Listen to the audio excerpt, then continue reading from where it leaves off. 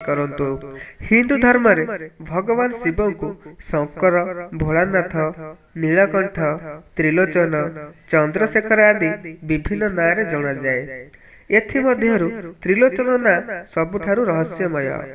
ଶିବଙ୍କ ତିନୋଟି ନେତ୍ର ଥିବାରୁ ଏପରି ନାମକରଣ କରାଯାଇଛି। ଲୋକକଥା ଅନୁଯାୟୀ ଭଗବାନ ଶିବ କ୍ରୋଧିତ ହେଲେ ତାଙ୍କର ତୃତୀୟ ଆଖି ଖୋଲିଥାଏ, ଫଳରେ ପୃଥିବୀରେ ପ୍ରଳୟ ଆସିଥାଏ। ଶିବଙ୍କ ଡାହାଣ ଆଖି ସୂର୍ଯ୍ୟଙ୍କ ପ୍ରତୀକ, ବାମପଟ ଆଖି ଚନ୍ଦ୍ରଙ୍କ ପ୍ରତୀକ ଏବଂ ତୃତୀୟ ନେତ୍ର ଶକ୍ତି ଏବଂ ବିନାଶର ପ୍ରତୀକ ଭାବରେ ବିବେଚନା କରାଯାଏ। ଭଗବାନ ଶିବଙ୍କ ତୃତୀୟ ନେତ୍ର ବହୁତ ଶକ୍ତିଶାଳୀ ଅଟେ। ଏହାକୁ ଜ୍ଞାନଚକ୍ଷୁ ମଧ୍ୟ କୁହାଯାଏ। ଏହା ଆଲୋକର ପ୍ରତୀକ ଅଟେ। ସେଥିପାଇଁ ତାଙ୍କୁ ତ୍ରିକାଳଦର୍ଶୀ ମଧ୍ୟ କୁହାଯାଏ। ପୌରାଣିକ ମାନ୍ୟତା ଅନୁଯାୟୀ ଭଗବାନ ଶିବ କେବଳ 3 ଥର ତୃତୀୟ ନେତ୍ର ଖୋଲିଥିଲେ। ଏହି ସମ୍ବନ୍ଧୀୟ 3ଟି କାହାଣୀ ରହିଛି। ଏକଦା ଦେବୀ ସତୀଙ୍କ ପିତା ଦକ୍ଷ ପ୍ରଜାପତି ଏକ ମହାଯଜ୍ଞର ଆୟୋଜନ କରିଥିଲେ। ଶିବଙ୍କୁ ଛାଡ଼ି ଅନ୍ୟ ସମସ୍ତ ଦେବାଦେବୀଙ୍କୁ ନିମନ୍ତ୍ରଣ କରାଯାଇଥିଲା। ଏହା ଦେବୀ ସତୀଙ୍କୁ ଅପମାନିତ କରିଥିଲା। ତେଣୁ ସେ କ୍ରୋଧବଶତଃ ଯଜ୍ଞକୁଣ୍ଡରେ ପ୍ରାଣତ୍ୟାଗ କରିଥିଲେ। ଦେବୀ ସତୀଙ୍କୁ ହରାଇ ଶିବ ବହୁତ କ୍ରୋଧିତ ହୋଇଥିଲେ ଏବଂ ପରେ ଜଙ୍ଗଲରେ ଲମ୍ବା ସାଧନାରେ ଲୀନ ହୋଇଗଲେ। ତାଙ୍କୁ ଏପରି ଅବସ୍ଥାରେ ଦେଖି ସମସ୍ତ ଦେବାଦେବୀ ଚିନ୍ତିତ ହୋଇଯାଇଥିଲେ। ତେଣୁ ଶିବଙ୍କ ସାଧନା ଭଙ୍ଗ କରିବା ପାଇଁ କାମଦେବଙ୍କ ସାହାଯ୍ୟ ଲୋଡ଼ିଥିଲେ।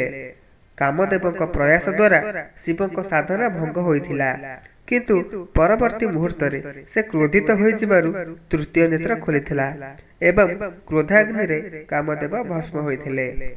ଦ୍ୱିତୀୟଟି ହେଉଛି, ଏକଦା ଦେବରାଜ ଇନ୍ଦ୍ର ଏବଂ ଦେବଗୁରୁ ବୃହସ୍ପତି ଭଗବାନ ଶିବଙ୍କୁ ସାକ୍ଷାତ କରିବା ପାଇଁ କୈଳାସ ଆସିଥିଲେ। କିନ୍ତୁ ଶିବ ଇନ୍ଦ୍ରଦେବଙ୍କ ଧୈର୍ଯ୍ୟର ପରୀକ୍ଷା ନେବା ପାଇଁ ଋଷିର ରୂପ ଧାରଣ କରି ସେମାନଙ୍କ ପଥ ଅବରୋଧ କରିବାକୁ ଚେଷ୍ଟା କରିଥିଲେ। ଏଥିରେ କ୍ରୋଧିତ ହୋଇ ଇନ୍ଦ୍ରଦେବ ଋଷିଙ୍କ ବେଶରେ ଶିବଙ୍କ ଉପରେ ବ୍ରଜପ୍ରହାର କରିଥିଲେ, ଯାହା ଶିବଙ୍କୁ କ୍ରୋଧିତ କରିଥିଲା। ପରିଣାମ ସ୍ୱରୂପ ଶିବଙ୍କ ତୃତୀୟ ନେତ୍ର ଖୋଲିଥିଲା। ଏପରି ସ୍ଥିତିରେ ଦେବଗୁରୁ ବୃହସ୍ପତି ଇନ୍ଦ୍ରଙ୍କୁ ଶିବଙ୍କ କୋପରୁ ରକ୍ଷା କରିଥିଲେ। ଶିବଙ୍କ ତୃତୀୟ ନେତ୍ର ସମୁଦ୍ର ପଟେ ଖୋଲିଥିବାରୁ ସେହି ଶକ୍ତିରୁ ଜଳନ୍ଧର ନାମକ ଅସୁରର ଜନ୍ମ ହୋଇଥିଲା। ତୃତୀୟଟି ହେଉଛି, କୈଳାସରେ ଥିବା ସମୟରେ ଥରେ କୌତୂହଳବଶତଃ ମାତା ପାର୍ବତୀ ଶିବଙ୍କ 2 ଆଖି ନିଜ ହାତରେ ବନ୍ଦ କରିଦେଇଥିଲେ।